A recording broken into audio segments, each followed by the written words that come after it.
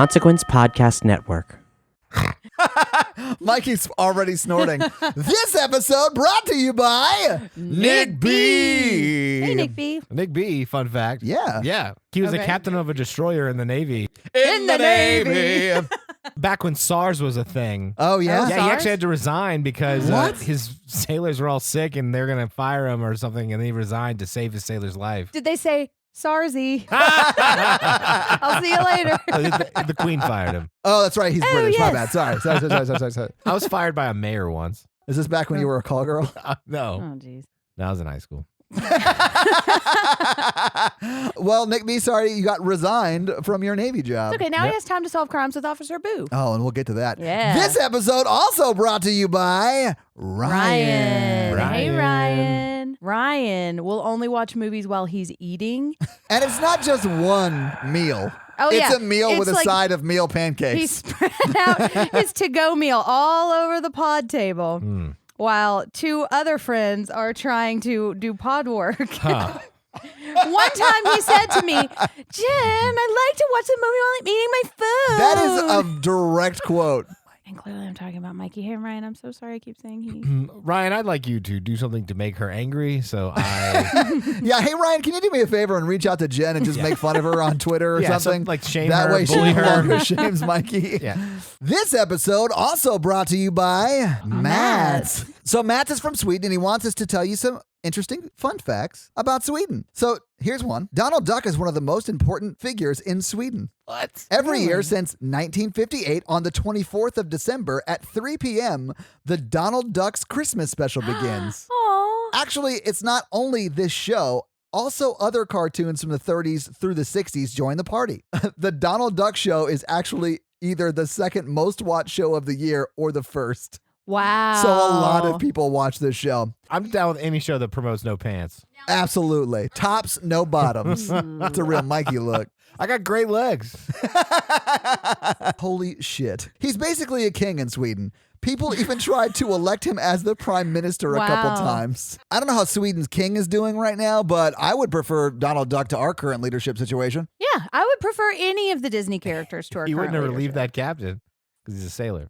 That's true. He would have sided with the Navy. Yeah. That's true. In the Navy. Welcome back to another episode of The The Patreonicals. Enough world building. Let's get into this. Let's do it. Uh-oh. All right. In this unprecedented time of global pandemic, the sunny death virus, Dun-dun-dun-dun-dun. Cat brings Michael back to Mammatopia. Okay. Yeah. He has fencing swords, 2 fencing swords. Those are his weapons. That's his like Walking Dead-esque cool thing about him. Like Needle? Yeah, Yeah, okay. but bigger. Longer Yeah. and uncut. Yeah. Jen is so mad at us right now. So Eddie's having a debate with the animals about like who should get. He's talking to the elected officials, I guess? Yeah. Yeah. So the owls. So question. No, it's not just owls, Jen. Every animal species That's very elitist. elects its own representative. In the Council of Animals of Mammatopia. Yeah. God. We all know the owls are really in You charge. can guess what Jen's totem animal is. So here's my question though. All right. When he's translating with the animal council, does he have to translate between each of the animals' animal languages? No. Or do they all speak one They all speak one universal animal language. Animalese? All we'll animals say? can talk to each other. Okay. And Eddie can talk to animals. Mammals. Okay. Sorry, mammals. Yeah. Mammalese. All the mammals speak the same language. He knows the mammary language. Right. Yes. Yeah. Well, So does the sorry. severed head in this movie. they're talking about animal best friends and who should to pick which animal best Aw. friends they want. Oh, Seems nice. oddly isolating for somebody who doesn't get picked. What if nobody picks me for Everyone, their animal best everyone friend? gets assigned. Of course, that would be your concern in this situation. Everyone gets picked. But what if you get picked by a stupid animal? Like, I don't Like want a not an snail. owl. It's the animals. It's the Like animals. anything but an owl or a magpie. You guys, it's the animals picking. Okay. First Okay. off, don't be an elitist. I also want to point out that Jen thinks magpies and owls are mammals, apparently.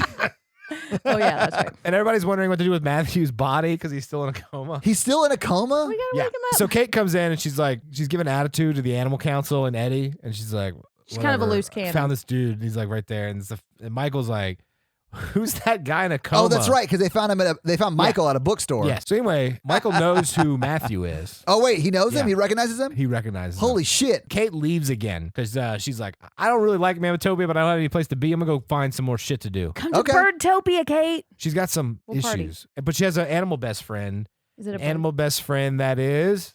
An owl. It's an owl, yes. Oh my God. Woo! Yes. Oh my God. Everything's coming up, Jen. So Michael sends a page. He has a pager and he sends it out mysteriously. Oh my God.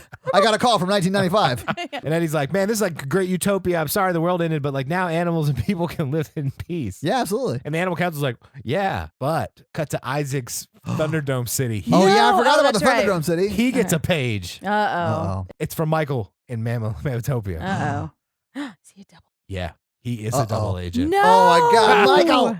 He's actually only out for himself. He's an opportunist, not a double agent. I get it. Isaac's promised him a lot of stuff Oh. in Thunderdome City, like That's his how opportunists own work. skyscraper, which is like 5 stories in the. Well, I mean, yeah, but it's like still yeah. big, yeah. So Michael steals a Ford Ranger, throws Matthew's coma body in it, and He drives steals off. Matthew? What? Yes. Oh my God. And he drives from Arkansas to Kansas? Well, no, he Oh, just okay. leaves Mammatopia this episode, Oh, and then okay. Isaac gets the page, and he releases his Mad Max style war rigs and stuff, all the like cars and cool Yeah, stuff yeah, yeah. to go get the body. They're going to Uh-oh. meet halfway. They're meeting in the middle. Yeah. I mean, that's what Aw. my parents did when they were trading custody of us. Will they make it to the halfway point like Todd's parents in the 90s? Will they make it to Thunderdome? What happened to the rhinoceros? Find out next week on another episode of The The Patreonicals. This episode finally brought to you by Chris. Hey, Chris.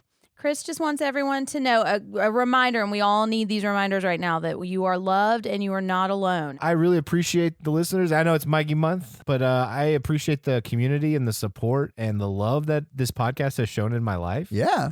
And Chris has been really sweet to everybody, and he wants everybody to feel that love and connection and stuff. And I think we'll be a little vulnerable here and say like it's a time for like people need to take care of each other. Agreed. Yeah. Oh my God. Guys, the theme music's dead. What do we do? Oh, no. Hold on, let's ask my creepy roommate. Hello. The theme music, it died by itself. Did you Theme see music dead. Details later. Yes, I left the note. Did you miss it?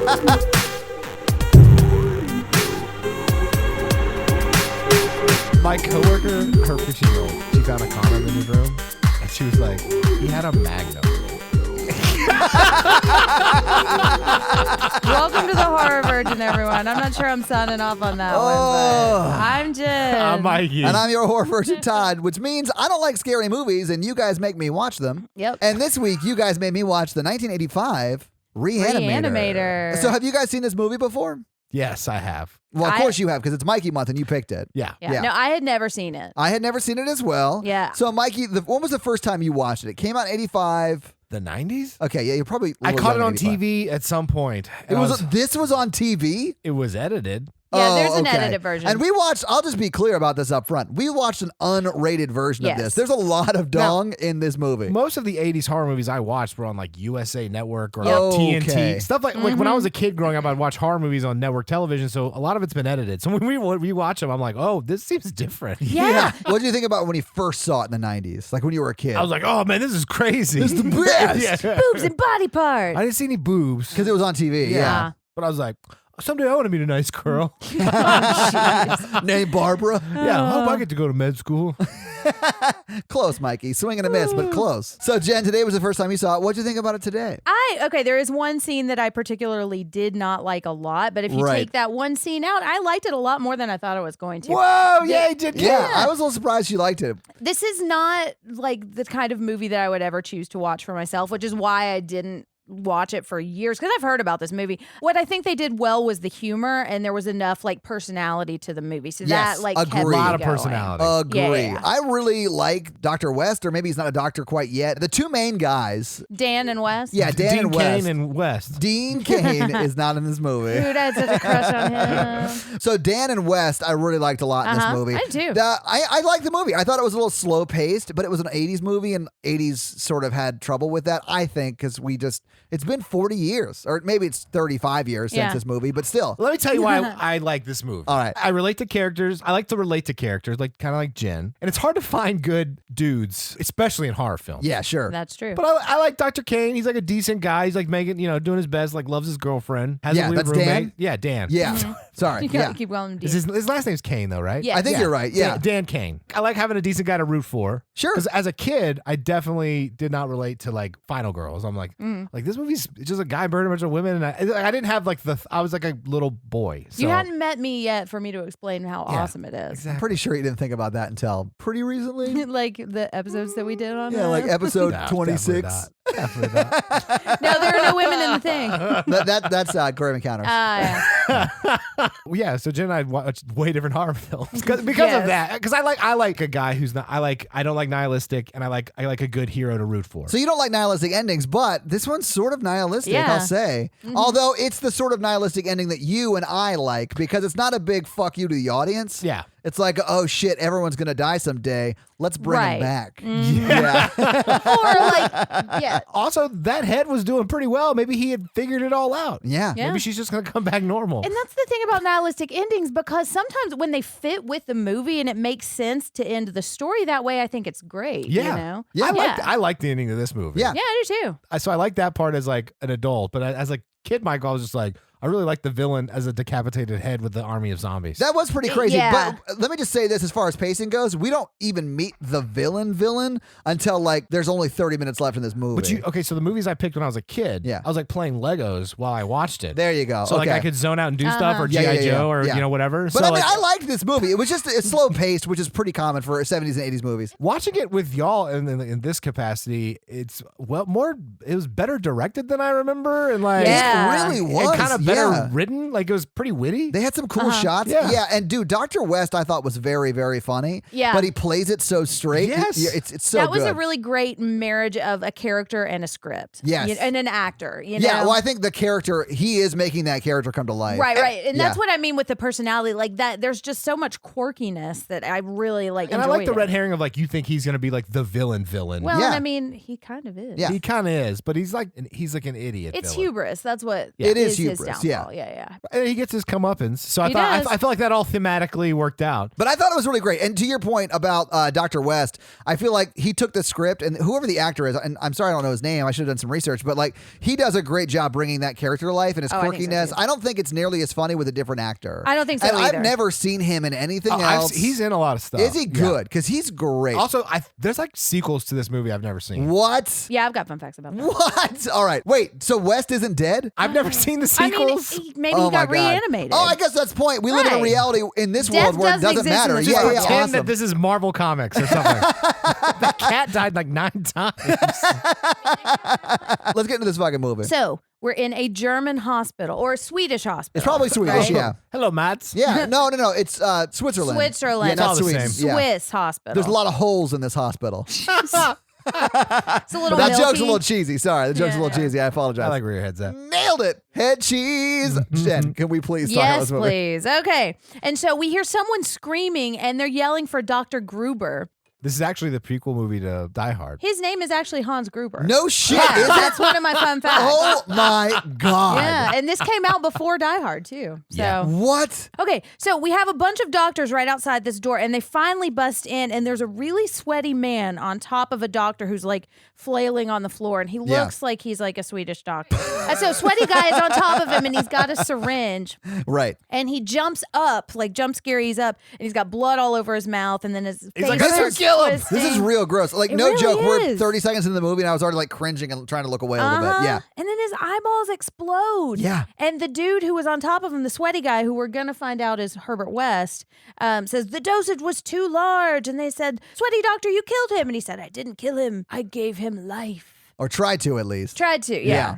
And then credits. The longest credits ever, and they're so boring. Yeah. The credits are pretty boring. It's Did the you worst. notice how the music blatantly rips off Psycho? Yes. Oh, Yeah. and quite a few times, like during the jump scares, it's like, Right. And that was intentional. They yeah. did that Oh, on I'm purpose, sure it too. was. Yeah. That was accidental. It's like putting.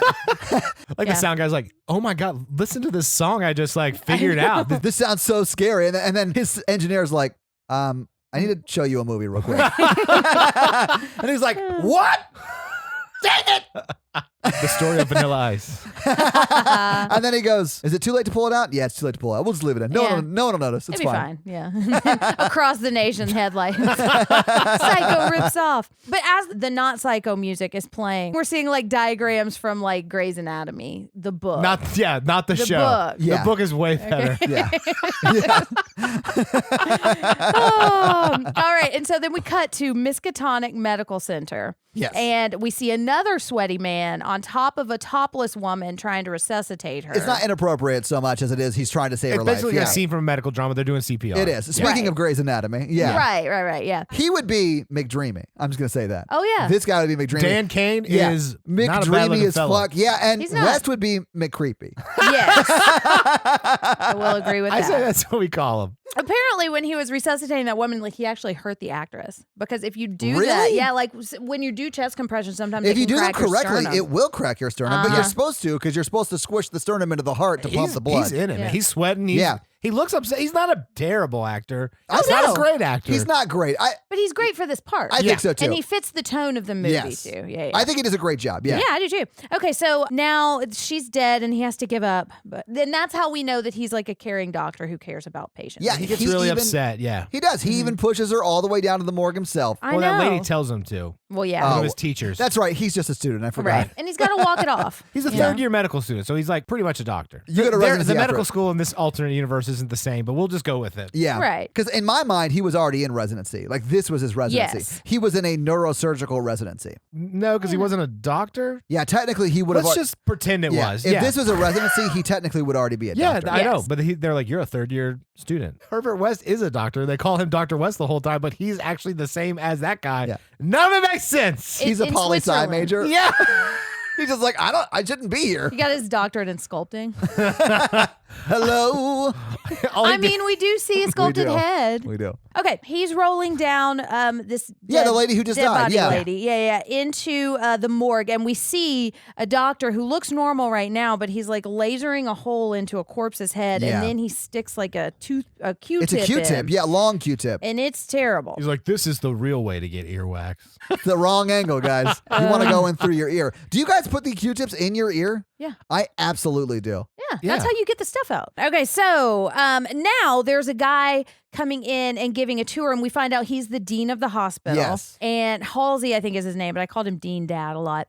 Well, he is the dad, but I think it is exactly. Halsey. Yeah. Yeah. And so he's giving somebody a grand tour who turns out to be McCreepy. Yeah, McCreepy, which is Dr. West from the beginning. Yes. And this doctor, this tall evil doctor, is Dr. Hill, and he's like the grant generator for the hospital. So he's like a big deal. He's there. a big money generator for the Yes. hospital. Yeah. Uh-huh. And he's probably the head of the fellowship or residency department or med school or whatever it is. Right. I love this scene because it takes our two dicks and then sets them against each other. Dr. I'm Hill sorry, and what Dr. are we Sword doing? fight style. Oh, I thought you and I. Sorry. No. Yeah. I was like, Mikey, I don't want to do that Because right like now. Dr. Dan is like, yeah, I lost one. I'm really upset. Then you Yeah. see Dr. Hill and Dr. West be like, oh, your research is really derivative and it may have been a Oh, yeah. It's Borders fraudulent. on plagiarism. I'll say this, not defending Dr. Hill because he's not a good guy, but I do feel like he was open to liking Dr. West at first. And then Dr. West immediately upon meeting him was like, your work is super derivative. In fact, in Right. Europe, it's considered plagiarism. Yeah. And then Dr. Hill's like, oh, well, fuck you forever, buddy. Yeah, he's like, I can't wait to see you in class. Yeah, exactly. Right, I can't wait to fail you. Yeah. Dr. West is like, hey, remember this doctor I used to work for? His head exploded, but it's fine. But Yeah. all his ideas are way better than Right. yours. And then Dr. West is like, oh, you think the brain dies after 6 minutes?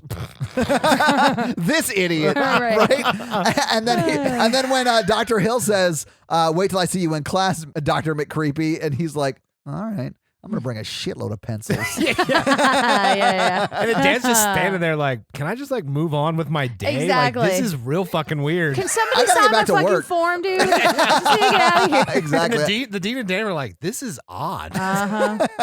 All right, so at this point, I was still calling Dan normal doctor, but he is placing a card on a board because he's got a room for rent. Yes. Which is a death sentence. Never do that. Yeah, I honestly feel bad for anyone who has to like rent a room to somebody that they don't know. And we understand that happens, and that's a fact of life for people. Yeah. You gotta take the good and take the bad. And I've been in that situation where I've had to rent the room from somebody, but I have been fortunate enough to like actually know the person for a long time before I moved in with them, and technically I still live with them. Yeah.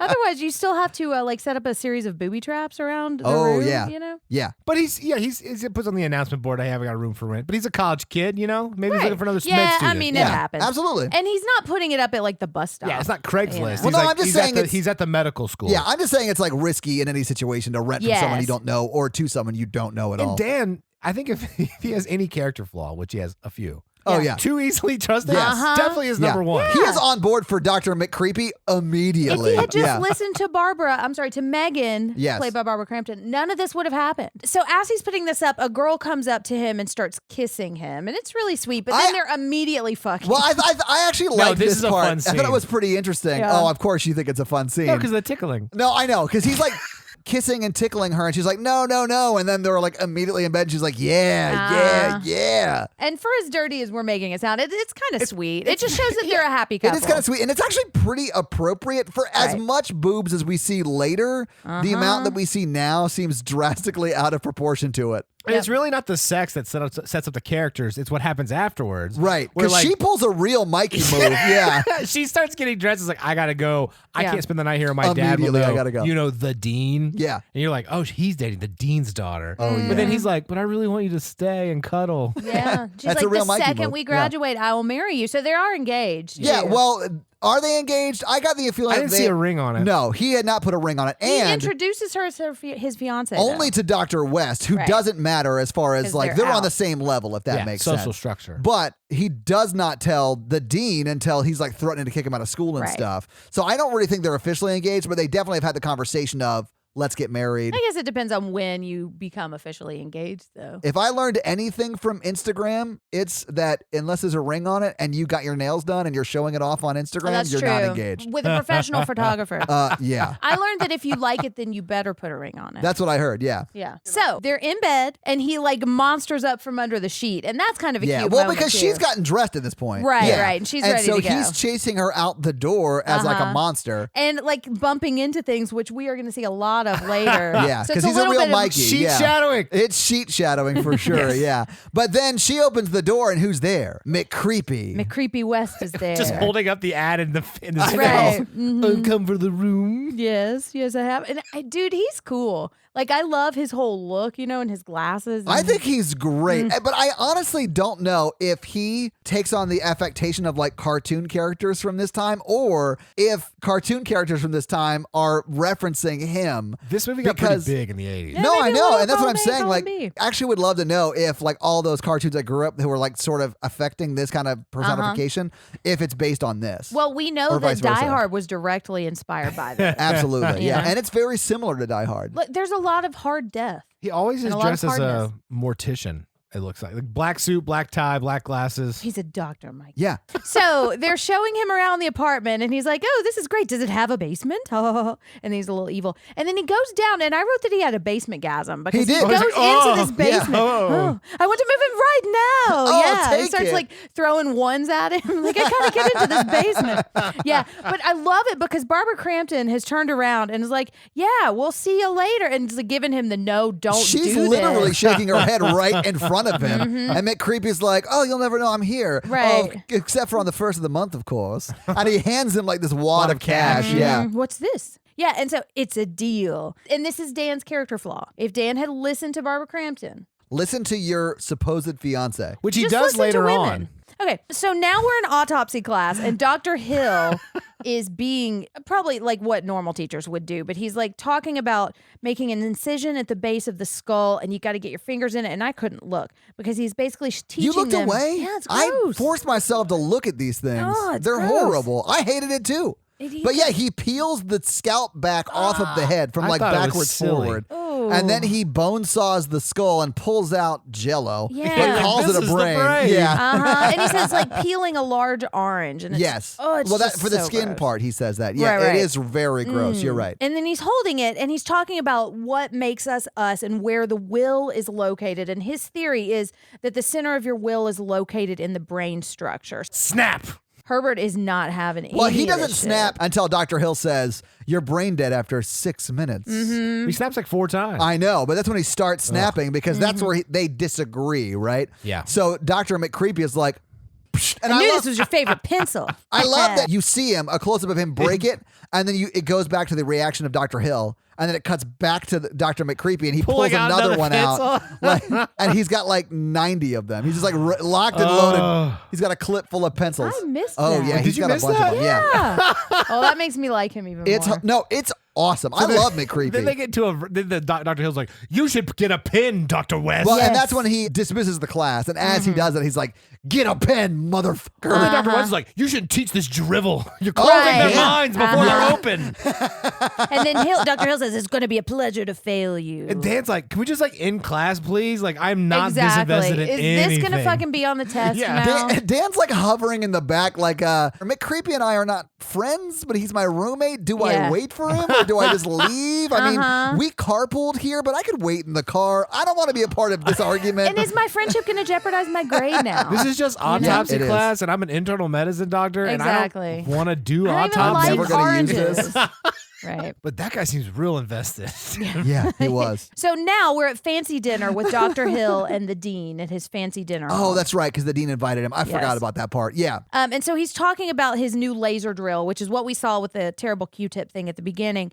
And it's going to revolutionize laser surgery. And so Barbara is at this date too. And I'm calling her Barbara, but her name in the movie is Megan. Yeah, but it's Barbara Crampton, who was Yeah. the actress. She actually yeah. cooked the food, and then they like, Yeah. It She was insane. like, Dr. Hill's real creepy. She probably just wanted to leave. well, she's like, I have a study date, and then Dr. Hill's like, aren't you exhausted after cooking this feast? Well, and okay, so did you guys notice that she didn't eat?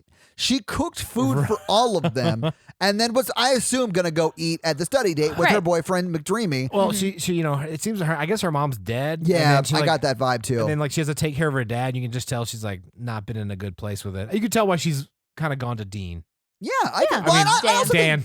I also think Dan's a pretty good guy. McDreamy's so a good too. dude. Dan's a you know? guy. Dan's a Yeah, good guy. they seem to, and you know, like she and the dad seem to have a pretty okay relationship. I think so too. you I don't know? think it's a bad I don't know. relationship. I mean, she won't tell him about. Well, that's true. He won't accept her Dan. love. The dean knows that they're dating. He doesn't know Yes. that they're going to get married. That they have Because- plans for that. Because Yeah. they're Dan sleeping together. shows up Yeah. to take her to the study date. And I mean, what is a study date if not an excuse to bone all night, you know? Well, not all night. She has to come home. And then Dr. Hill's like, let's do another toast. yeah, Dr. Hill gets real creepy. it's And I so thought, weird. For a second, I thought he knew that Dr. West was there, like McCreepy was there. And that's why he didn't want her to go over. And I thought he was going to be like looking out for her. But then it turns very Well, if you creepy. looked at the whole scene, he like stares. He gives her like the male gaze throughout the whole scene. It like, Yeah. really sets up him being like not a good dude. Yeah, and talking about how beautiful she is in front of her dad and her boyfriend. Which is weird on both counts Uh-huh. because he is conservatively twice her age. Yep. And his hair has a wig on it. Uh-huh. Like it's very clear he's wearing a hairpiece in Yep. this movie. And Yeah. I've got a fun fact about that. You have a Listen. hairpiece? Fun fact? I do. How is that possible? Dude, the fun facts for this are insane. I can't wait. Do you want the hairpiece one now? Yes. Okay, so he had to shave his head and wear that hairpiece because What? the budget was so low that when they created the fake head, they had to use the hairpiece for it. Oh And my so they couldn't God. have two.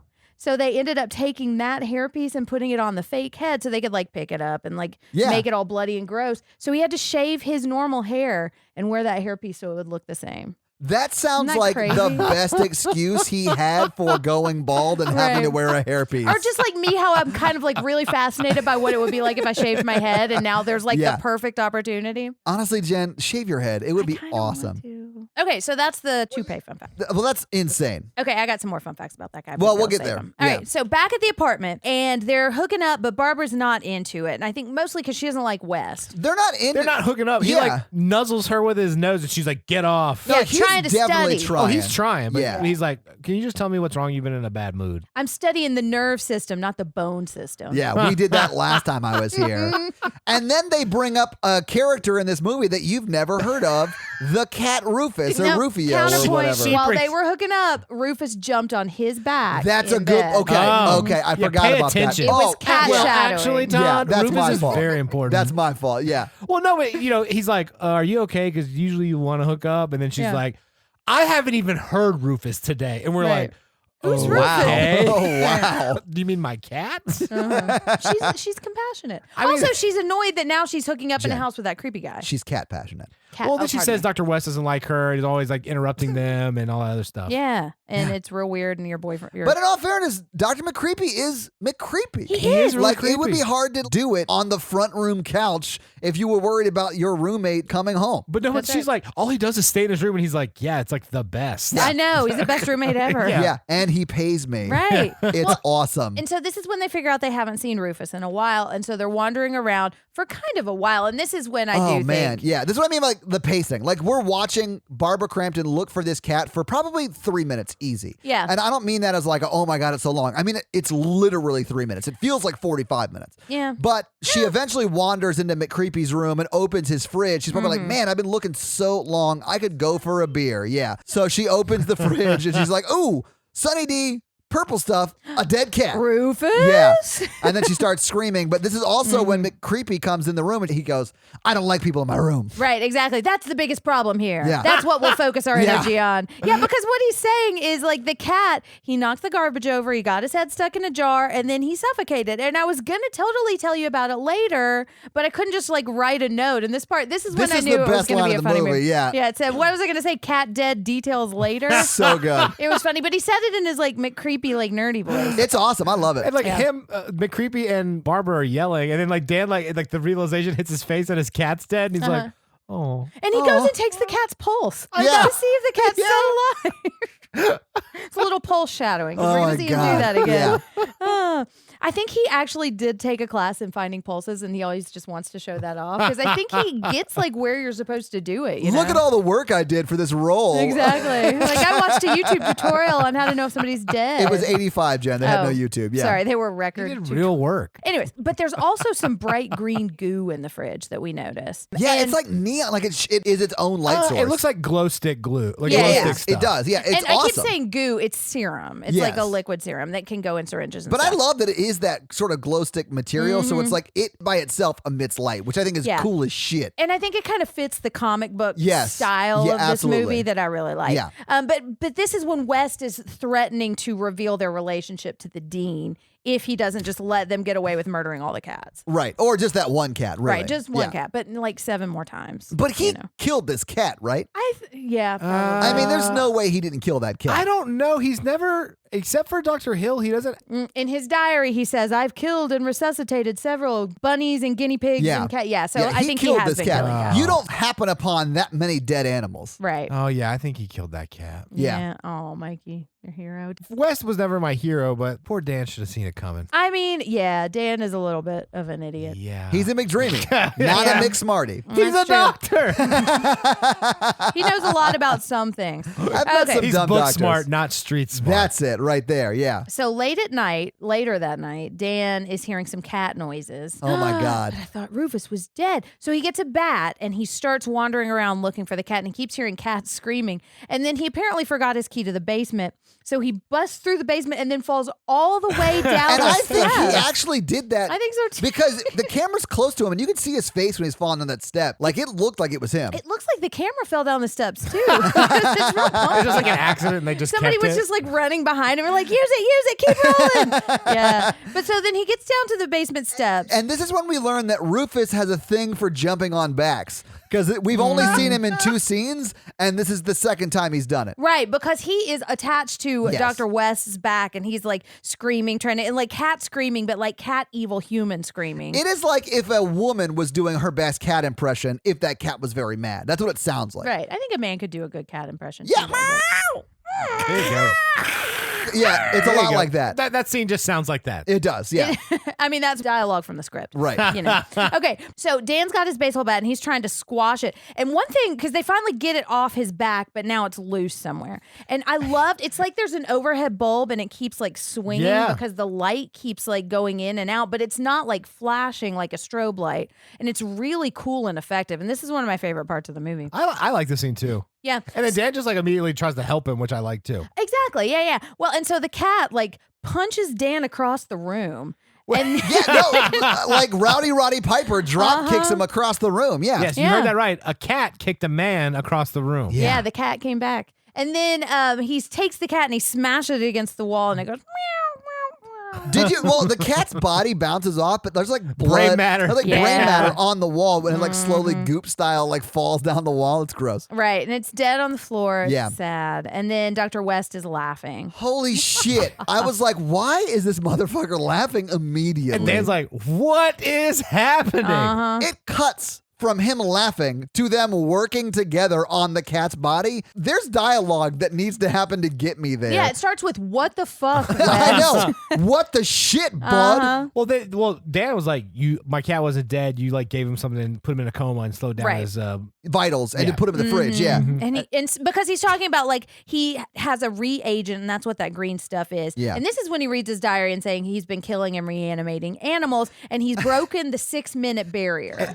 And this is how I know that Dan's father abandoned him. This is like insane because Dr. McCreepy gives McDreamy his diary, and instead of just telling him everything he knows, because it's his goddamn diary, he's like, read this. And then he sits back and like waits for him to read it aloud. Why not just tell him? Because he has a different monologue because he knows Dr. Dreamy has no male figures in his life. This movie hits home. For one of us specifically, yes. Because he's like, I wanted to work with you because you're very smart and capable and like you're a good guy and like I just wanted your help. And because he's like assertive and dominant, I think that's why I like him. He's pretty assertive in the scene. He's like, you'll help me. He 100% is assertive in the scene. Yeah, he threw that money at him and said, rent me this now. Yeah. And Dan just wants to be loved by everybody. Yes. Absolutely. I think they could recast this with a German Shepherd. I believe they could recast that with a gold retriever. All right, so Wes. That's why he's not super sad the cat's dead, because he's a Labrador. That's true. Maybe he killed the cat. But he would never have a dog as a pet. Not a dog that would have me. But he's saying he's broken the 6-minute barrier, which is like the barrier that Dr. Hill was saying after 6 minutes you can't resuscitate them. Right. You know, or that's when brain death occurs. Technically it's 6 to 12 minutes 6 to 12 or whatever, minutes, but yeah, 6 minutes becomes like the go-to for that. Right. And so, but what he's just figured out is that the longer it takes between when he reanimates these animals, the more violent they become. Yes. And so he's trying to find, like, I need more fresh bodies, you know? And so he wants Dan to help him so they can conquer death. And so this is when Dan is like, no, but your cat wasn't really dead. You're faking it. And he's like, well, do you believe the cat was dead? No. I do love that because he's like, oh, you think the cat was dead? Well, fuck you. Do you think he's dead now? Let's bring him back now. Well, then he picks him up and drops him. Yeah. Oh my God, this movie's insane. I know. And I mean, it says something, I think, that it's still able to be funny with as dark and gross as this movie is. Well, and this part's pretty gross, man. It is. I mean, because it's a dead that's cat. a dead cat and like its organs are hanging out. Yeah. And then he just he shoots injects him with more serum. He's like, don't get your hopes up because like the back's broken and you fucked it up when you threw it against the wall. Right. Yeah. You really did a number on your cat. Damn. But we also have to he has to inject it in its brain too. Yes, we learned that. And so it starts moving and crying, and he says, "Birth is always painful." And he says he's dead twice. The dialogue in this is interesting. It's funny. Like I think it's supposed to be a horror comedy. I think so. Yeah, it definitely is. And then Megan shows up and sees it because she's always walking in. She is always walking in on them reanimating before the things money together. shot, Yeah. So funny. All right. So now we cut to Dan being a responsible idiot because the first thing he does is he goes and tells the dean what West has been doing. Why would you do that? I mean, maybe assuming that he wouldn't get in trouble if he's the one that like whistle blew on it or whatever. But I think that's why Dr. West wanted him to help because he's like, you have the attention of the authorities, and you can get our research going, so that we can do this like the right way. Yeah. Oh, okay. Yeah, I So do think that's why I the want your intent. help. I want you to be my partner because you are good with people and like they like you and the dean likes you, so we can like legitimately do this. And I think one of his fatal flaws is he's just really naive. that's fair. Yeah. He'll be that way till he's around 30.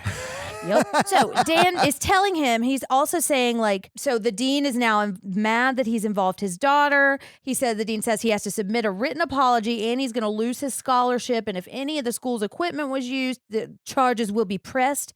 And so he's essentially like removing him from the school because he can't afford to continue going Right, without and that Dan was like, scholarship. your daughter walked in on us. She wasn't there, so don't take it down. He gets really defensive about Yeah. her, but doesn't stand up for himself because he was totally not in the wrong. Dan. Right. And also, the dean is not saying this is wrong. He's saying, I don't believe you. I don't think this is possible, And so Dan's like, no, your daughter saw it too, And that's when it comes out that they're kind of more than he said. And also, West is kicked out of the school now. Yes. All right, so now Dan is mad, and so he hatches a plan with Dr. West, McCreepy. Well, they have no other choice. Right. Like they were pushed to do The this. system brought them down, Yeah. man. They Also, were just trying to conquer death. that's something that might happen if you sleep with your boss's daughter. Speaking from personal experience there, Mikey. I mean, you got to take, that's big risks. You know what I'm it saying? is a big risk. There's consequences you got to think about. Dan is now rolling a corpse down I into the called morgue. this. Yeah.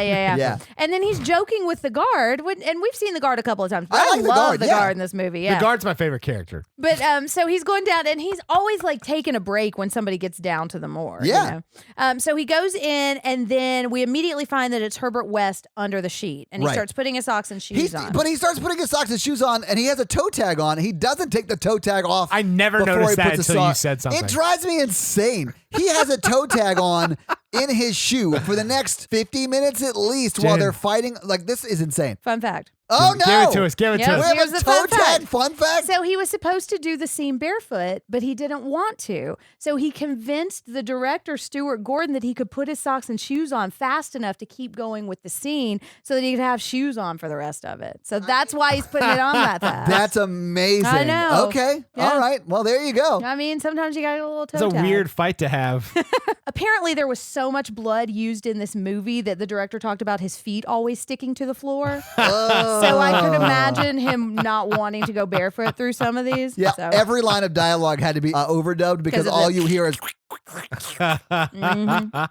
that's hilarious. Okay, so now they're walking in and they're going into this body closet that we'd seen before. The Yeah, body but it's like a sub part of Body the closet. morgue. Where Body closet. It's honestly just like a body anteroom. It's a refrigerator where they keep the body. It is. You know, in most horror movies, they have like the drawers of Yes, it's not refrigerator like- drawers. It's not like that.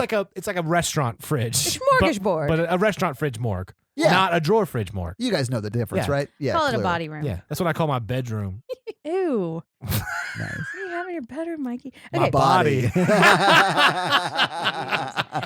Okay, you so now walked into that one. I know. You walked into the body room. You know what happens when you walk into the body no, room, I Jen? walk right back out and slam the door on the Yeah. body room. Once you finish, you say, I got to go home. Right, I got a My dog. father's the guys. Yeah. All right.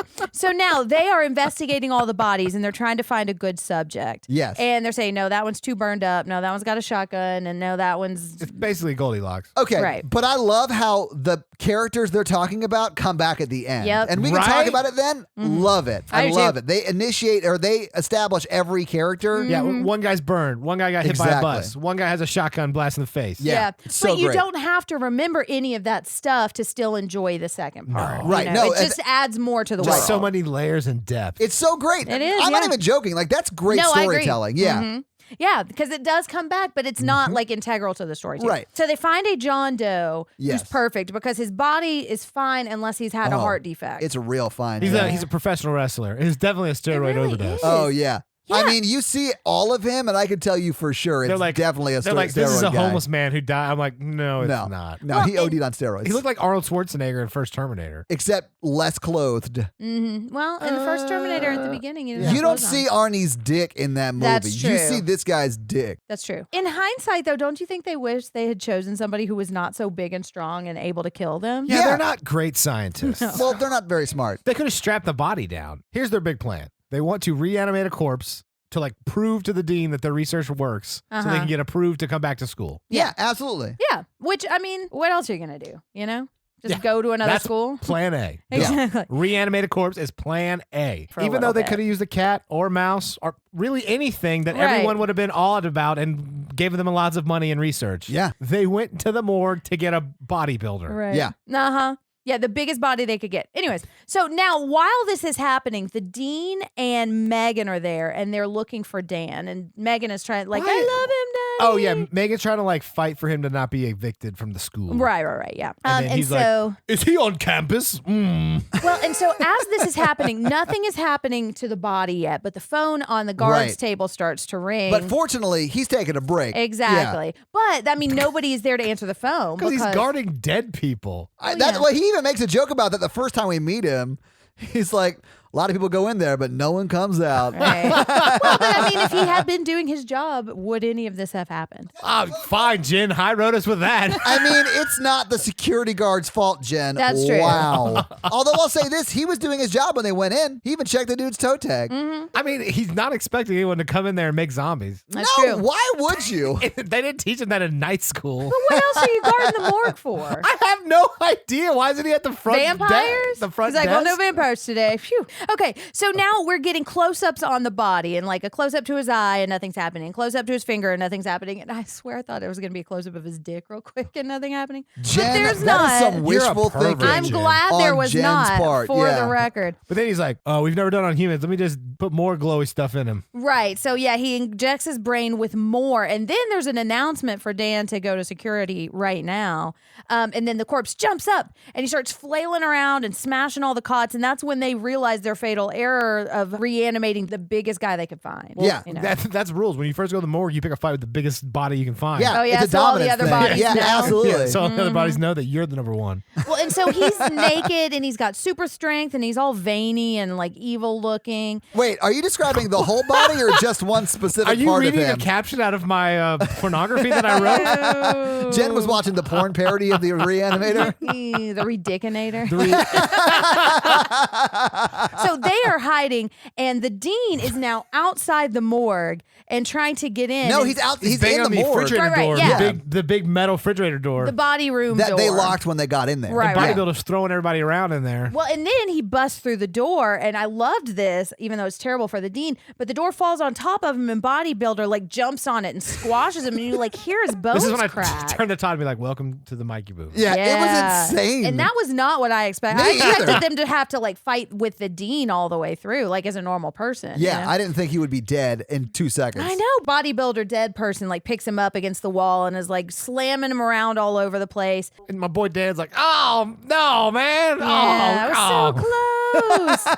He's trying to fight him off. He's not like back there like, oh my God, what do we do? No, but he has super zombie strength because the cat was that strong. Then the bodybuilder's like way strong. Yeah. And that's why Dan hitting him and punching him is doing nothing. But Mick Creepy is smart and he takes that bone saw and sticks it through him and it goes through his chest. You see where it's coming out the So front? gross. Oh, so gross. But I will say we've seen things like that happen in a lot of movies that were made after this. Yeah. You know? And I thought that they did it well. You They know? It did was do it gross, well, yeah. But it was unexpected. You Yeah, know, it was.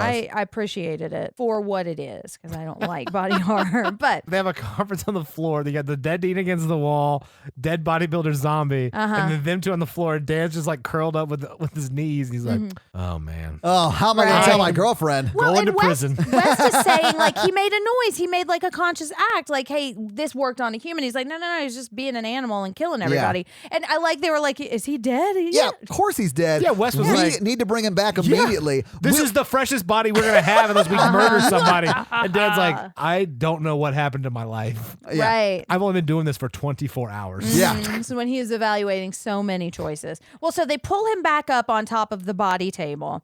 And Well, they pull the dean. back up on the body table. Yeah. and they're going to and we're cutting to Megan walking through the hospital like without clearance. So, you know, she's kind of a loose cannon. I think she's a med student there too, though, right? I think so. But she's on her way to the morgue as they are injecting the stuff into the back of the dad's head, and it's not doing anything. And I loved how this happened because like West is getting so like sad that it's not working, and then he bangs on the table, and that's what wakes the dad up. You It know? scared the shit out of me. Yeah, it did. And his teeth are all messed up, and he That's like what meth does to you. well, that's true. And death. And so, but he Meth and death. Meth, Zombies death. who slam your head against a wall. That's true. True. Yeah. It could have been Yeah. injuries. You're right. My bad. I actually think this guy's the best actor He does Yeah. great. because he was like real straight man with the Dean, and he is real zombie fucked up. Yeah, and that is not what I thought was going to happen with Me his character, either. and I love it. And so he's picking both of them up like with his hands like by their necks, and that's when Barbara walks in. She walks in always immediately after the two of them reanimate something. A cat, her dad. Ugh. Learn how to knock, Barbara Crampton. And she's Let like, them Dad, finish." no. And he like drops both of them. He's like, "Ooh." Yeah, But that's the first time we see that even though you're in a zombie state, you can react to like loved ones, which is what saves her life at the end. yeah. But West is blaming everything on the Dean and saying, "Hey, the Dean," because now the guard is there too. Well, the guard comes in. He's like, "What the fuck is happening?" Like with his gun out. He's like, "I went for my 5th break of this hour, and you guys are like shitting the bed in here. What's going on?" Yeah, well, and so he's blaming everything on the Dean and saying the Dean was crazy and he's mad at me. Okay, because the Dean is hunched in the corner, like making weird noises. Right. And he's bloody. And Wes is like, he saw that guy in the back. We had to like subdue him. He's lost his mind. Right. Winky blinky. Yeah, it wasn't us. Swear to God. Right, Dan? Definitely And Dan's not. like, what the fuck? And he just lays down on the floor. He goes into shock, Yeah. and then And then he goes over and puts a little blanket yeah, on top of McCreepy him. like goes over with like a blanket, and then also human blankets him and like lays on top of him. It's sweet. He's like, "You're in shock, buddy. And I'm going to go ahead and take this recorder. We're gonna get through this." And then he does take that recorder and put it in his pocket. Yeah. Yeah. Well, and the next thing we see is Dean Dad in a straitjacket. In like a padded cell room. Yeah. Connected to Dr. Hill's office? Yeah, it's Yeah. part of his office. That is like next level creepy shit. That's like a Matt Lauer type move. You don't do that kind of shit. That's gross. Definitely. Okay, I mean, my desk. Oh no. I don't want to know where this is going, Mikey. In the building I work, the crisis building, the staff area has plexiglass around. So Sure. it's kind of the same setup, but they're not padded rooms. Right. Okay, so Dr. Hill is there, and he and Megan are looking at the dad, and Dr. Right. Hill is being super creepy, and he wants her to sign a release so he can do exploratory brain surgery. Yeah. I think she's still kind of trusting Dr. Hill, and also like, what the fuck is happening? So she signs, and he looks really evil, and he's like trying to hit on her right in front of the. It's so weird. It really is. And Learn how he's- to read a room, Dr. Hill. But he's saying, like, I want you to think of me as someone that you can come to with your problems. And as he's creeping on her, the dad must sense that it's happening. Yeah. Because he zombie jump scares up, like, to cock block him. Yeah, he He does. just say, "Come to me when you're lonely." He also goes, does "And it. other things." Yeah, he It's- real drops it down. It's You're so like, gross. But the dad literally starts beating his forehead against the two-way glass or whatever. Yeah. He's like, "Stop creeping on my daughter, you weird man." So, fun fact about that. What? When he was banging on the glass, did you notice it shook a little bit? Yeah. And that's the only time that he bangs on any of the padded walls because, again, low budget. Those were like pieces of plywood with little like pads on them. And so he kept bonking around. They kept falling over. Oh my So God. they had to, reset the room. yeah. They're like, okay, you can't bonk around. Oh my God. yeah, that's so why funny. you don't see him like go like banging on anything else. And like I was looking for it. You did see the window shake a little bit. Yeah. It was funny. Now Dan is waiting for Megan at her house. Oh no. And then the orderlies creep in and they subdue Dean Dad and he's about to get injected. Not with Yeah. green stuff. No, I think he's going to knock him out so he can perform the exploratory surgery on him. Yeah. Okay, so now Dan is back at Megan's house waiting for her. And she's asking, what the fuck happened to my dad? None of this is okay or normal. And then she slaps Dan because Dan's like, oh, well, I don't know. This is a long story. Yeah. Oh, and it's all bad for me. So sorry. There's no way I can explain this that makes me look good, so I'm Exactly. not going to explain it. Yeah. But what he says is he's not insane. Right. He's dead. Yeah, he's actually dead. Yes. Yeah. And she doesn't believe him. I think that's when she starts I slapping think him. he was trying to explain. Well, no, then she like she's like pounding on Oh, his that's chest. right. Yeah. But she's seen this cat come back to life. She too. has. So Yeah. she might have like I don't know if she totally believes him, but she knows something's real fucked up. Yes. And that West, who she didn't like in the first place, is probably involved. He's like, "You remember my creepy roommate you didn't like? He killed your dad and then brought him back to life. and he brought him back to life." By the way, so sorry about not listening to you earlier. Exactly. Yeah. Because had I listened to you, my life would not be ruined right You now. could definitely say I told you so. Yeah, it's okay. You get this one. Yeah, I'll give it to you. Okay, so now Dr. West McCreepy is down in his laboratory basement. and Dr. Hill just like orbs up from the corner, like from nowhere. And Dr. Hill, he's saying that he knows that Dean Dad is quite dead. And so Dr. Hill is talking about how he wants Dr. West's discovery. Yeah, I did not like this scene very much because Dr. West like totally does what Dr. Hill's asking him to do.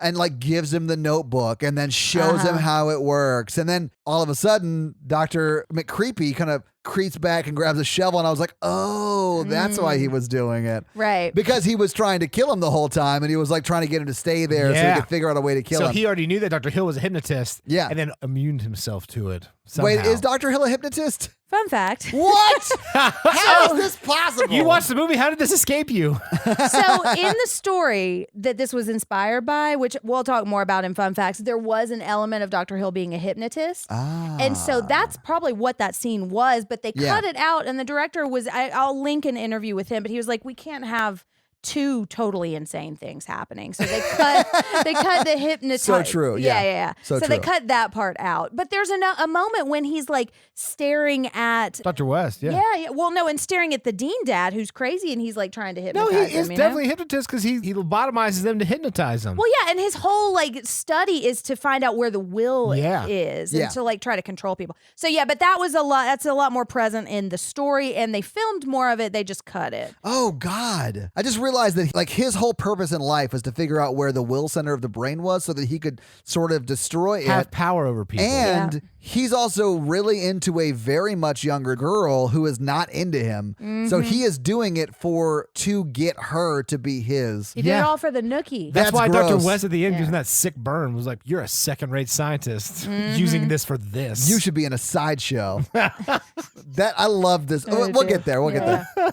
But yeah, so that's what that scene is referring to. Because he like does get all this, and he's like, I'm going to take credit for your invention. He literally even says when Dr. McCreepy grabs a shovel and is like sneaking up behind her to hit him, he literally says, my serum works. Like, he's you didn't already do shit. taking it. And also, you're not in front of anybody else. No one here believes it's yours. Why are you saying that? But he believes it, and that's the first step to making other people Right. believe it. So anyway, as he's yelling, my serum works, Dr. McCreepy smashes him over the head with a shovel and then uses the shovel to decapitate him. Yes. Which is awesome. Dr. West goes 0 to 100 real quick. And I'm in into every it. situation. I think he's always at 100. I don't think he's ever at 0, which I am on board for. I love his character. Well, and right before he gets it smashed with the shovel, he says, I will be famous. Yeah, and it's cool. I also like that they didn't show too much of him getting his head cut off. They show the shovel in his neck, though, and then Dr. true. McCreepy's foot on it. It's pretty great. But it's pretty hilarious and awesome. Yeah, and absolutely. Maybe I just am surprised that I actually liked it. Because I think they did it in a way that was so splattery and slapsticky that it wasn't really upsetting. That's it like wasn't the upsetting, whole thing with this movie. You're like, I'm kind of just surprised that I'm here and enjoying it. I know. Yeah, I mean, I think it's for You're not what the first it one is. to tell me that, Jen. But did you guys notice the body kept twitching after he Yeah. cut the head Yes, off? yeah. Which I thought was a nice It was touch, awesome. too. Then he picks the head up and puts it in like a head pan. Well, first it whatever. wouldn't stay up. Yeah, so he uses the note taker thing. Jams it in there. So He's gross. like, never done different parts of a body before. Exactly. Oh yeah, and then he's the reason this thing exists because he like Frankenstein puts together a monster. But this is his most successful experiment. It is. 100% is, yeah, because he brings back to life a head and a body separately. Yeah, he's injecting the body and the brain, and then the head comes back to life, and he's starting to talk, and he's like, what do you want to say? And like trying to write it down. And then I loved this because we see the headless body start to walk up behind him, which is really cool and creepy. Yeah. And then he smashes his head down on the table. And knocks him out. Yeah. But so while all of this is happening, Dan and Megan are still in Dr. Hill's office. And this is when they find this folder that we thought may have been like records he was going to like expunge so he could stay they're in school. trying to help her dad. Right. Yeah. But I wasn't sure what office they were in. Anyways, so they open a folder and there's just all this creepy Megan stalking collection Yeah, stuff. it's like hair and lock like of hair. news articles and what looks like a plaid skirt. Yeah. It's real weird. It's super creepy. Yeah. And to keep that at your place of work, too. Well, I mean, where else are you going to masturbate, Jen? Right? Mikey? Oh. No, Mikey's... Okay, so now...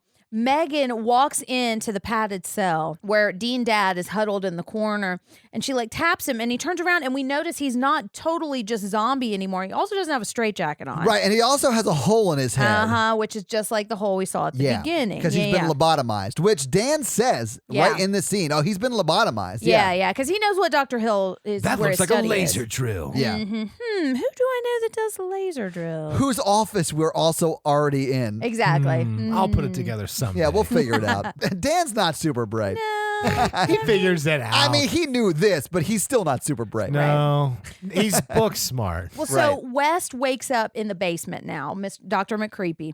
And he's been robbed. Yeah, because the head and the body are gone. The fridge is open. And he starts screaming, my work, it's gone. Yeah. They've taken all of my serum except for what I have upstairs, helpfully. Yeah. And so now Dan is back, and they kind of like figure out what's going on. Then that he tried to blackmail Wes, and he's like, Dan saying, so everything we know and we just talked about, they compare their notes. Right. So now they're on the same page. And honestly, at this point, Barbara Crampton's like on board for Dr. McCreepy from here on out. Well, lesser of two evils. But like at the beginning of the movie, she hates him, and I think rightfully so. Yeah. Or at least is creeped out by him. But from here on out, she's like on board. He does kind of redeem himself with like trying to save her. Sure. No, yeah, absolutely. Later on. Yeah. Well, and they really don't have that much more interaction. That's true. Too. No. So now we see a headless corpse walking into Dr. Very Ichabod Hill. Crane. Yes, Yeah. very Ichabod Crane, and a bag that could have a bowling ball or like doctor stuff in it. It is like a bowling ball size bag. Right, but I right. think it's also a doctor size bag. I honestly you don't really see those anymore, so I don't know. The point is, the body's carrying the head, and that's the best part. Yeah. Right. Because the body is so clumsy, and it's really funny. And so he sets him down on the desk. I know what funny part you're talking about. And it's coming up right here because the body puts him in the like headpan, if you will. And then he starts stumbling around the office trying to get the head Knocking stuff. over a bunch and of the shit. head reaction takes. The head reaction is so shots. great. Ugh. That is really funny. They're so good. Well, because what he was looking for was blood. And Yes. so he goes and he squirts the blood into the pan, and he has a bloodgasm. Right? He does.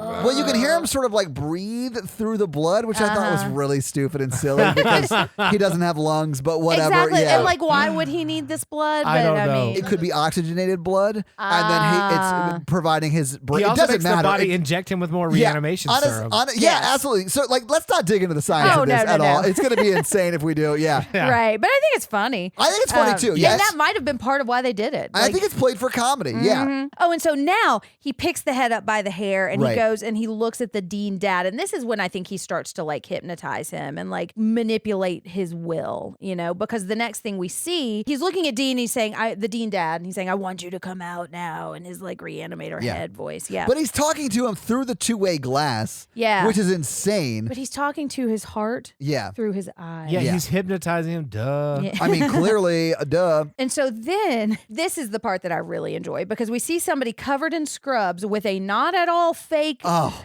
I like love anatomy this. head. And this is the head we saw In his office. in Dr. Hill's office when he was talking to Barbara Crampton. Right. Half his skin, Oh half my his God. like the layers up, like the brain, the bone, and, the And skin. he's keeping the skin side, even though it doesn't look real I either. know. He's keeping that on where the security guard is. So like, no matter where he is, that face is always like towards the security guard. It's so funny. It is really funny. And it's like the equivalent of like three like toddlers in a trench coat. One walking in, hundred percent, yeah, It's 100%. And of course, the security guard's doing his job, but he's also reading Boudoir Yes, he magazine is. for the articles. Jen, Yes, for the articles. which is actually, classy. no joke. They do an over-the-shoulder shot of that, and you can see he actually is reading an article. He's not looking at pictures. He likes to decorate bedrooms in his spare time. Exactly. Boudoirs, It's a if you will. different kind of Boudoir magazine, guys. Don't Google it. Well, if he doesn't put the like fake porno cover on it, his other guard buddies make fun of him. Oh, that's what it is. It's an issue of Home and Garden with boudoir cover on the outside. I get it. All so right. he can fit in, Yeah. know? Yeah. Well, so fun fact about this scene, like later on, they were giving an interview or doing a commentary because it had been mentioned if he can put that fake head on his neck, why can't he just put his own head back on his neck and just like walk around? So then he would look more Yeah. like a person. That is a very good point. And the director was like, oh, yeah. He really could have done that. I mean, I love how it works out because Me it just too. fits with the goofiness. Yeah. So he pulls his head out of the bag and he's looking around the room. Yeah. He holds it like a lantern. Well, because Yeah. now he's back in the morgue because he snuck past the security guard, right? Yeah. Yes. Yeah. He's in the morgue and he's going into the body closet, if you will. Yeah. And looking at all the bodies. Like these poor bodies. Everybody's checking them out. So then he pulls them out, and then we cut to Dan and Meg at Meg's house now. Yeah, Dan goes back there to tell her to leave town. Like, Yeah, you got to go to town, man. this is Dan's redeeming moment, I think, because he's like, I really fucked up your life. Yeah. Right. You need to get the fuck out of here. When she's saying you need to go, you should transfer to another school. Yeah. He's like, I'm going to prison. We are way beyond transferring school. You need to get out of town. It's gone real bad. Yeah. Yeah. Is this the part where she's like, I tried so hard to hate you? Yes. And I then, love that he's scene. like, I love you. I know. And even that, I feel like, is like a parody of Yeah, like, I these think so romantic- too. And right as he says, I love you, her dad bursts through the door and like literally blows up their spot. Yeah. Because the next thing you see, we don't really see the fight that ensues, but the next thing we see, I think, is the dad carrying the daughter into the morgue. Into the morgue. Yeah. Yeah. That security guard, man, is not doing a great job. No, man. Like, it's Must have been on a break. He has to work 24 hours a day. He is that's the only true. guard. Yeah. But as he's carrying back in, Dr. Hill is lasering into another body's Yes. head. Yeah.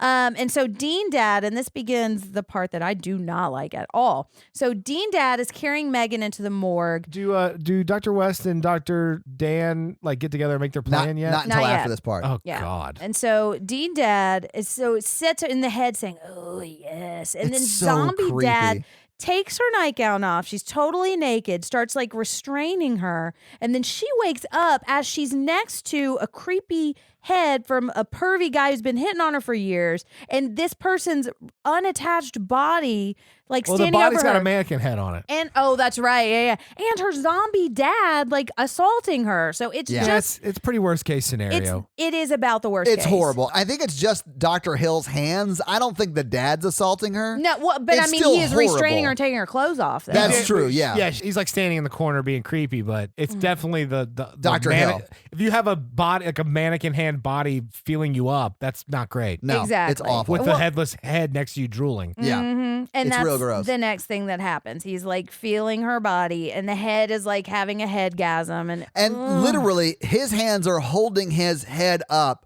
and like forcing his head onto like into her face, he trying to gets kiss close her. to monologue. He's like, "I've always loved you." yeah. You're Well, so not before she beautiful." like kicks his fake head off. So Yeah. now she knows it's a headless corpse. It's just I think I've always loved you. Then he starts like licking her ear, Yeah. and then like licking down her body, like trailing blood all the way. Oh my God, it's so gross. And he's about to give her head. Yeah, he's about to. a severed head giving her Well, the head. brain is the biggest sexual organ.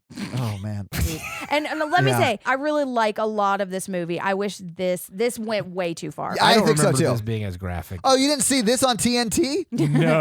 I've got Young fun facts Mikey, about I it. feel like would have remembered Yeah. a good bit of this. Yeah, young Mikey would have logged some of this away for a rainy day. I don't think so. He's like more like a Dan guy, you know. Oh, yeah.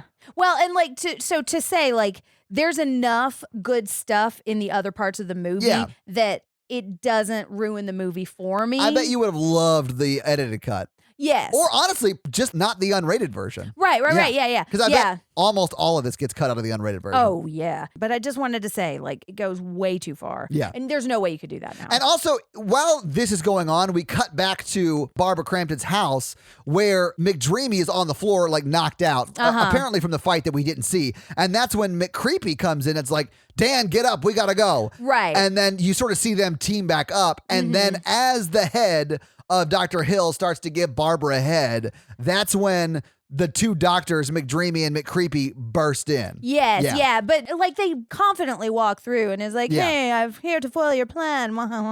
And this is when he has the "Who's going to believe a talking head? Go get a job in a sideshow." I love it. He's like, I always knew you were a second-rate scientist. Well, you have all this knowledge, but use it to seduce some silly Some co-ed. bubble-headed co-ed. Some bubble-headed co-ed. That's right. It was such a Co-head. good line. I It loved was. it. Well, and so like initially, like when this was coming out, people were laughing so hard at the "Who's going to believe a talking head" that they missed the "Go get a job in a sideshow." Right. Oh, yeah? Which is not really that funny, like if I said it, but the way he delivers He's it so is good, so yeah. funny. And then you think he's just being a douche, but he's like distracting him so Dan can rescue her. Yeah, and because that's what 100%. happens. Dan goes, saves her, and gives her a shirt to wear. Yeah, too. gives her his shirt to wear. Yeah, yeah, because that's Dan's a good guy. And so West is saying, "I have plans," but then Dr. Hill says, "I have plans too." And Is then- that when all the corpses come up. to Oh my life. God. When it was Yes. happening, I was like, oh my God. I did Yeah. not see this I was like, I happening. didn't see this coming. I did not. It was I didn't awesome. either. Yeah. It was really, but I mean, if we had known, like you see the seeds of all of this. You do. Yeah. 'Cause It's he's good storytelling. Yeah, Yeah. it really is. But they start fighting every naked corpse you could think Well, of. this one we go Yup. back. It's kind of like 13 Ghosts. All the backstories come to life. Absolutely. Uh-huh.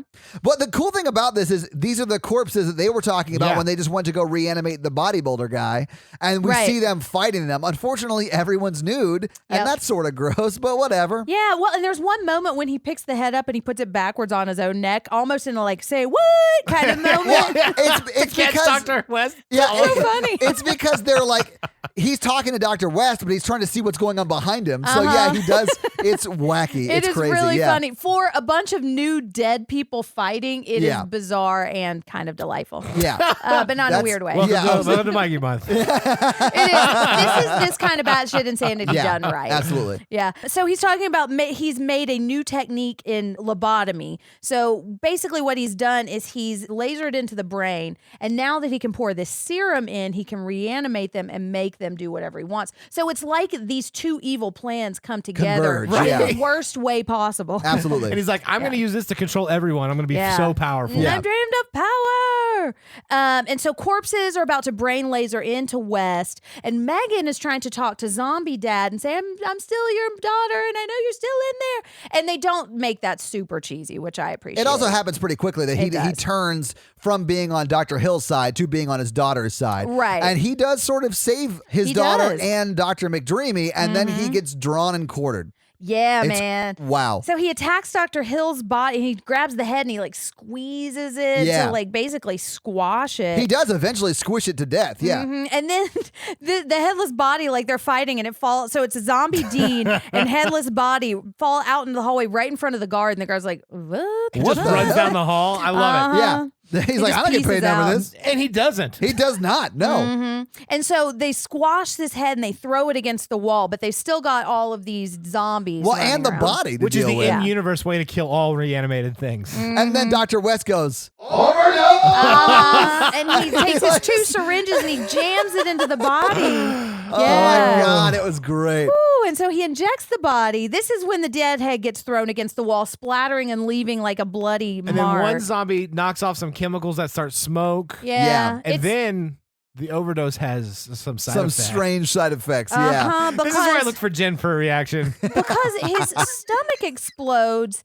And what are his intestines but look like his dick has just grown like No, it 50 doesn't No, it look did like not. a It's dick. pink It and looked like veiny. intestines. It looks like intestines. You pervert. Yeah. Whatever it Jen, is, I am it's gross. shocked at Keep you. it in your pants. Because it explodes out of this body and wraps around Dr. West's neck. Like a snake. His whole body. It wraps up his whole body. Ugh. It starts pulling him. And then like his like chest and everything starts blowing Yeah, his open. lungs blow Ugh. out. Yeah. It's gross. Awesome. And while this is happening, the corpses pull Dean Dad and just rip him Rip him apart. apart, It's yeah. really But sad. he sasacrifices himself for his True. daughter and Dan to get away. Also, Yeah. what kind of life is he going to have? You know? Yeah. What kind of absolutely. unlife? Right, yeah. And so Meg and Dan are trying to escape. The morgue is filling with smoke, and we're assuming that Dr. Herbert West. West is just there, stuck there. Just dead. Because we don't really see him after this point. Right. Yeah. So Megan and Dan are in the hallway escaping, but there's a body, the one with the shotgun hole in his head, is on top of him. And so Dan sticks his hand in the hole and like brain. Pulls out part of his brain. Yeah. Literally Ugh. throws it on the ground. Like you see him drop it on the ground. Which is a pretty cool way to kill someone. It is pretty cool. Yeah. Well, and so now they're in the elevator, but not so fast. Now the burned body is there. I love this part because it's choking the shit out of his fiance slash girlfriend. And he tries to fight it off, can't. Yep. And then he just leaves the elevator. Yeah. And I'm like, what are you leaving? And he Right. runs down the hallway and he grabs an axe and comes back. Then goes in the elevator to hack his arm off. This is his Yeah. mistake. I think he should have just went for the head. Yeah, absolutely. Yeah. Well, because the hand is still choking her neck, Yeah. even after it's attached. So he's got to like pull it off. Also, the Psycho shower theme is also playing. Oh, during this yeah. whole Yes. While he's hacking it to death, you definitely hear the exact same theme. Yeah. Okay, but she's now dead. Yes. And so he tries to take his pulse, showing off his one day of research. Right. But so he's trying to resuscitate her, and then he's carrying her to the ER, which is the same place we saw him initially. body. Yeah. And he's trying to like shock her back to life.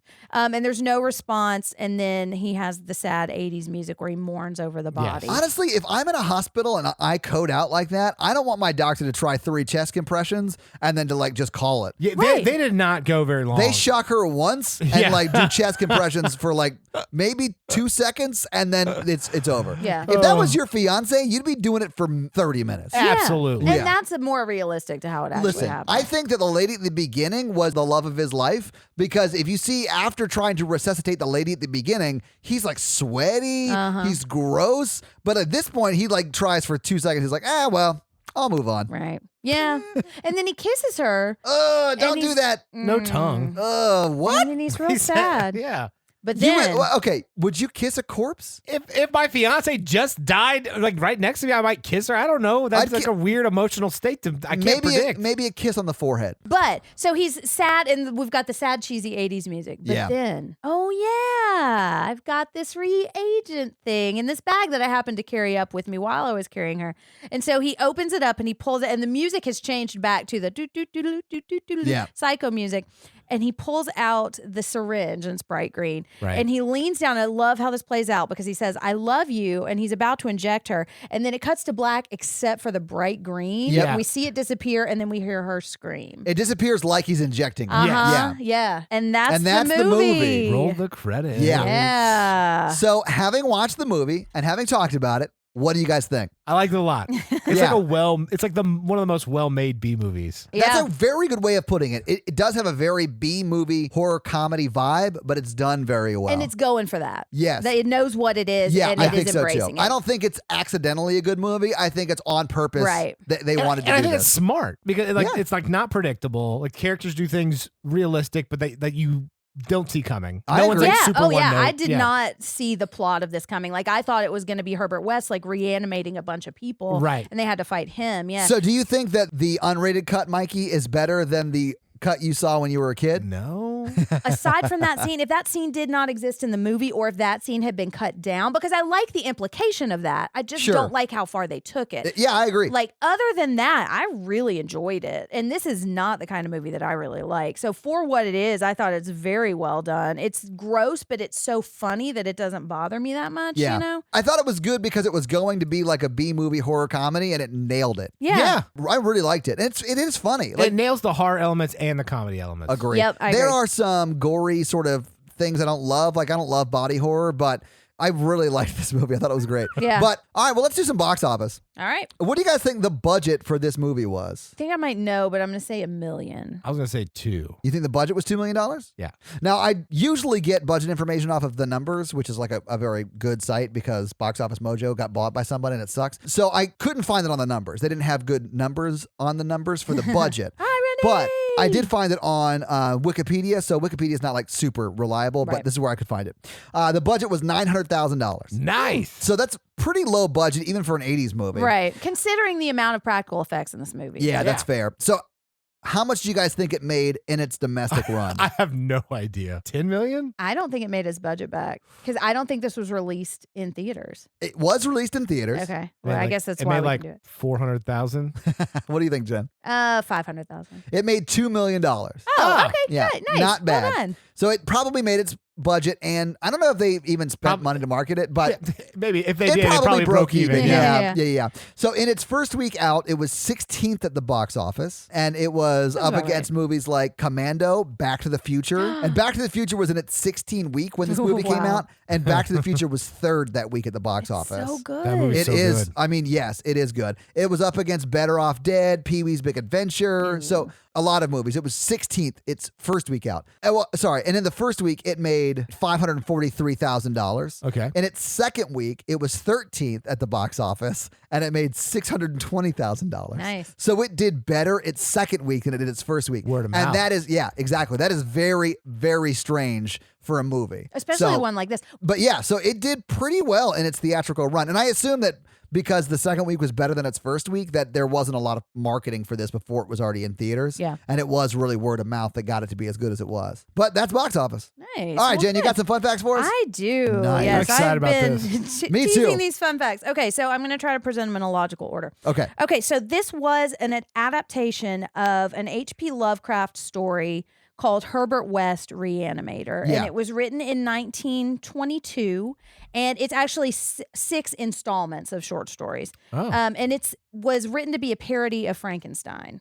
It is. Well, and so Stuart Gordon is the director, and we're going to talk a little bit more about him in a minute. But Okay. he wanted to do this because he was talking to some friends. He was like, there are a bunch of Dracula and vampire movies, but there aren't any Frankenstein stories. And so his friend was like, well, hey, have you heard about this H.P. Lovecraft story? So he went to check it out at the library because it was out of print at the time. And so that was why he wanted to do it. And it is there's a lot of Frankenstein elements. Yeah. But it's not like a ripoff of Frankenstein, which I really appreciate. Yeah. You know? It's That's sort of like cool. inspired by. Yeah. It's Or like how The Strangers is based on a true story. So it was originally written to be or designed to be a stage production. Oh, I could see that. Oh my God. Insane. Oh my God.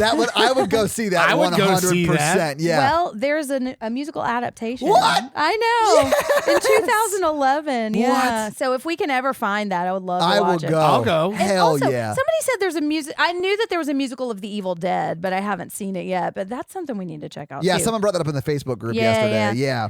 But so they were like, no, okay, we're not gonna. So they decided not to do a stage production. So then it was going to be a 30-minute television pilot. Oh, And they my actually God. filmed or wrote 13 episodes. They wrote 13 episodes of this? Like every week he reanimates someone new I and it's guess like they have to so. resolve their story. Right. Oh, I love it. And it could be that that's why the story takes so many turns Yeah. because they just edited out all the fluff from the episodes, you know? But somebody, like one of the special effects people kept telling him, like, no, this isn't going to go on TV. Like, no. There's no way this is going to happen. And so they edited it down and made it the feature, which I think they did a really great it's job awesome, with yeah. it. Yeah. Okay, so it's also mentioned in American Beauty when he's talking about you remember that movie? I think they've been smoking pot and they were talking about the movie where the headless corpse gives head to somebody else. Well, that is this movie. Yeah, It this is. movie. Yeah.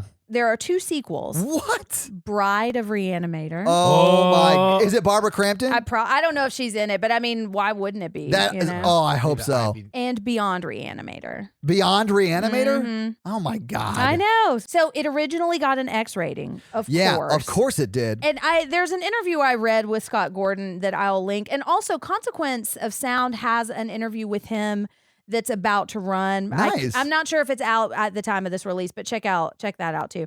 But he was talking about how they're asking, like, well, were you going for an R? Because, you know, if it's an R rating, you can be released in more theaters. And he was like, Yeah. no, dude, if we had tried to go for an R, the movie would be like 15 minutes long. Yeah. So he really just went So wait, for it. this was released with an X rating? I think so. Okay. That's probably why it didn't do so good in theaters. Right. An X-rated movie got $2 million in the 80s? I Jesus. know. All right, let me read a little bit about Bride of Reanimator. Okay. In Peru, Dr. Herbert Oh my God. Dr. Herbert West and Dr. Dan Kane are medical volunteers in the Civil War. And they're using the soldiers' bodies as their experiments. And then they go back to the medical school for some reason, and then they try to create the perfect woman. Okay, so that's why we haven't heard of that movie because that sounds like you made it up for the Patreonicals. Mikey, we should watch I mean, that you have movie. taken us to Peru in the Patreonicals. We'll watch that movie. That'll be on my list. Hell Oh, yeah. jeez. So it was originally got an X rating, but when they released it, because it actually did pretty well on VHS for rental. Oh, I'm sure but it they did. had to edit it because there were a lot of like Blockbuster type stores that had policies against renting X-rated movies. Yeah. So they made 2 different versions, and you probably saw the version that Yeah. had been edited. So what they The did. Blockbuster version. Yeah. Yeah, they took a lot of the gore out, and probably that terrible scene that we're not going to talk about anymore.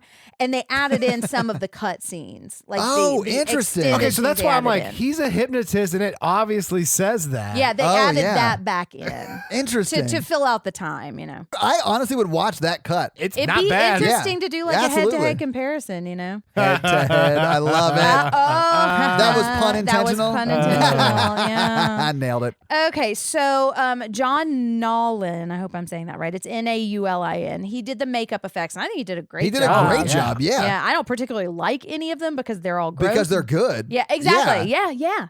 But he used a book of forensic pathology to try to make them as detailed as possible. That's awesome. So the building that they used for Miskatonic Medical School, and we see a couple of outside shots. Yeah, some establishing shots. But that building is the building that houses Cyberdyne Systems in Terminator 2. What? I know. Oh my God. I was like, That's amazing. I know. That's so awesome. This was about filming some other movies, but I wanted to say this because it validates some things Todd has been telling us. So what have I been telling you? He doesn't like shooting movies in Italy because he worked in Rome for a while. He said, this is the quote, "The thing about Italian films in those days is that they never recorded sound. Everything was added later. Yeah. One time when we were making dolls, a carpenter kept hammering during the scene, and he was building a set while we were shooting. I went over to him and I told him he couldn't do that, and he said, 'Signor Filoni always lets me work.' And I said, 'Well, I'm not Filoni.' And he said, 'Well, that's for sure.'" So yeah.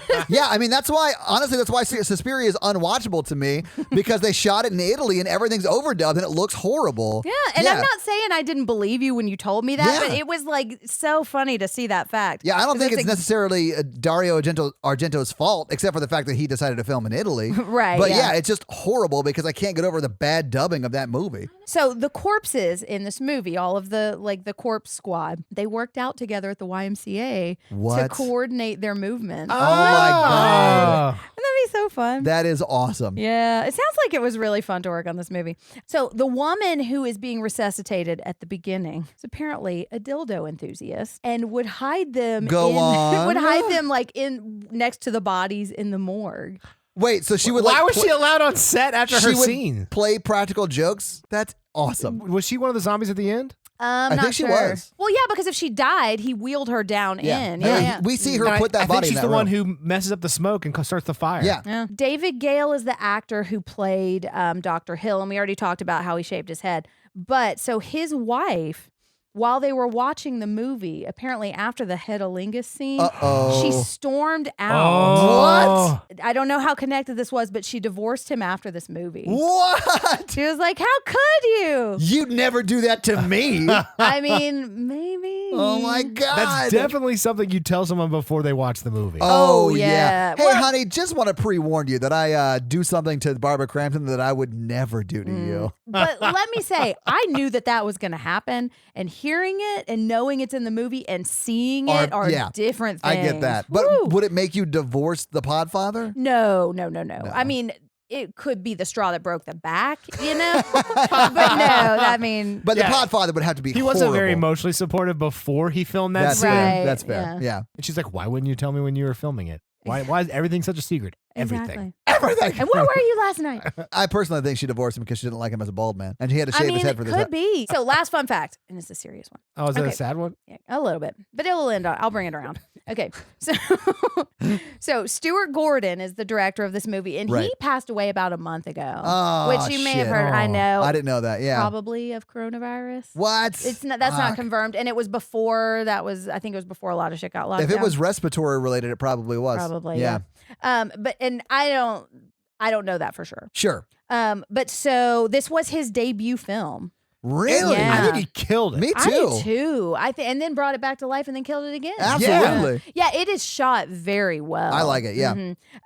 But he died at the age of 72.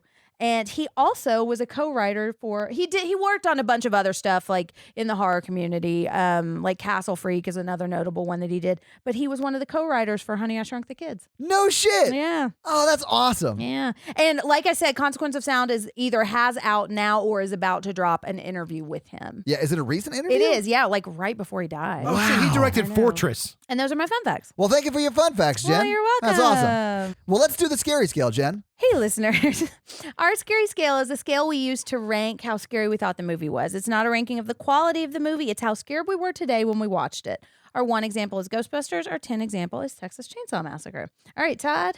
I'm going to give it a 2. Okay. Because it is sort of just a horror comedy, but some of the body horror stuff really got to me. It was sort of icky and gross, and I didn't love that. But loved the movie. Thought it was great. Would love to see the blockbuster quote unquote cut of it, whatever that's called. But yeah, not the unrated version. Yeah, just the to see what the edited. differences are. Yeah. See the hypnotist scenes. That'd be cool. Mikey, what do you think? I think I'm gonna give it a 2 as well. Nice. It awakens something deep and dark inside you. No, That we thought was dead, but we Yeah. stuck some green serum in it. the head scene did get to me. Yeah. Yeah, I didn't like it. You mean the giving head scene? Yeah, Yeah. Yeah, it's terrible. forcing head really. Yeah. And that was actually going to be the name of the sitcom. Coming knock on our door. The best. I think here's a fun fact. I think he has a Talking Heads poster. Dan He does. in his room. Shit. He does. Really? Mhm. That's amazing. That was a fun fact that I didn't have room for. in Oh, all of this, wow. yeah. That's amazing. All right. I'm going to give it a 4. Okay. That scene was not in it. I'd probably give it a 2. I'd give it Yeah. a 1. Yeah. Yeah. Yeah. All right. Well, this week you guys made me watch Re-Animator. What are you guys making me watch next week? Well, we're not making you watch anything Oh, next yay, week. it's listener request. Yes, listener request. And this month our theme was Mikey movies, which does not necessarily have to be something Mikey would like. But I It's prefer that. well, of course, it's your batshit insane movie that you Right. like. And you guys chose Killer Clowns from Outer Space. Oh, wow. It's clowns with a K. Killer Clowns Yeah. from Outer Space. It's What an the- insane clown posse. Oh, Is it- wow. I have never seen this, so What? I haven't seen it does either. I have seem no like idea. the kind of movie that I would watch for It's myself. like this, but like worse. It It's sounds not as like- well made. It sounds. Oh, that's not a good sign. Yeah, I know. It's also an 80s movie, though. So. Right. All Yeah, right, but man. that's like a famous B horror movie. Well, yeah. awesome. Well, Yeah. guys, watch Killer Clowns from Outer Space Yeah. for next week. All right, it's come time for Mikey to read a review. Mikey, you're going to pull one up? Yep, already got it. Uh, Oh, Uh-oh. awesome. So, guys, if you want Mikey to read your 5-star review, leave us a 5-star review on Apple iTunes, and we will read it. This week's review comes from Katie Mans. Oh, nice. That's her username. I hope it's not her real name. Sure. There's no accent. Okay. I listen to this podcast while I work and I laugh out loud. Oh. They're dumb. They're dumb but hilarious jokes. Aw. Wow. Oh. Wow. Maybe- That is hurtful. Mine are the hilarious ones. Oh, mine are the dumb ones. I mean, I'm I all don't- out of bubble gum. I don't even have any. Make me feel like I'm with my own group of friends. Nice. Their take on the movie is always informative and insightful, and Todd's constant "I hated it" Yeah. makes me crack up every I time. thought you said you weren't doing any accents. Yeah, I'll do a Todd accent. Hey, everybody! I'm sorry. I like to have energy while I speak. Go join a sideshow. A shy show. Sideshow. I love when you fail while you're making fun of me. It makes me so happy. He's all out of bubble gum, Todd. Makes me crack up every time. Love this group and this podcast. 5 stars. Well, thank you so much, Katie Mans. That was really She sweet. actually did 5-star emojis at the end, which Oh! I appreciate. That is awesome. 10 stars. That's so many 10 stars. stars. Guys. Thank you very much for the awesome review. Yeah. All right, guys, we are a member of the Consequence Podcast Network. So if you Yeah. would check out their stuff, like some of their great shows like Kyle Meredith with This Must Be the Gig, The Opus, The Losers Club, The Halloweenies. The Assembly, Ghost the fifth, Echo, Ghost The Echoes, Fifth the Fifth Dimension. Dimension. They got a bunch of podcasts. Yeah, they got now. a bunch of shit going And on. a lot of them are doing live or video, like live watch-alongs or like Yeah. Instagram live happy hour. So check that out. And So are we. We are going to be Yeah. doing them. We've actually already been doing them. I heard later this year we're going to have a tournament where all of the podcasts fight to the death. I love it. All right. So, guys, check out that and check out their website, consequenceofsound.com. They do a lot of horror movie, well, honestly, regular movies, sort of pop culture stuff and Yeah. music. It's awesome. Check it out. And if you want to check out our shit, go to horrorvirgin.com where you can see Jen's blog and links to the merch store and stuff like that. Or if you want to follow us on social, we are at Horror Virgin.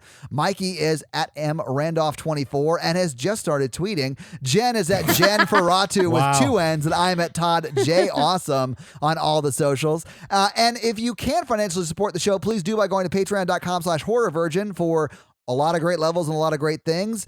We do bonus episodes, a lot of extra bonus video content. We're doing a listener request next week, what all levels can vote and Yeah. suggest movies for. So it's very inclusive. It's a lot of fun there. But if you can't afford to help financially support the show, but still want to join a community of awesome people where you get daily free content, join the Facebook group because you'll get daily free content. It's awesome. And it's very supportive. And I know people want to feel like they're a part of a community right now where they're in self-isolation. And that's not a bad way to do it. Right. Yeah. It is really cool. It's really a great group of people. I like love it. I did not, when you first suggested a Facebook group, I was like, I really have to thank the Cult Podcast because when we were at Panic Fest, they're the ones that suggested we started it. And I love that we did. So thank you very much to the Cult Podcast. Check out them. Yeah. So that's going to be it for us, guys. I'm Jen. I'm Mikey. And I'm your horror virgin Todd, guys. Have an amazing week. Yeah, thanks for joining us. I keep forgetting to say that. Bye.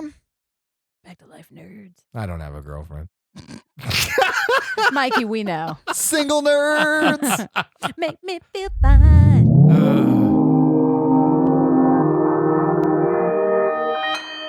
Consequence Podcast Network.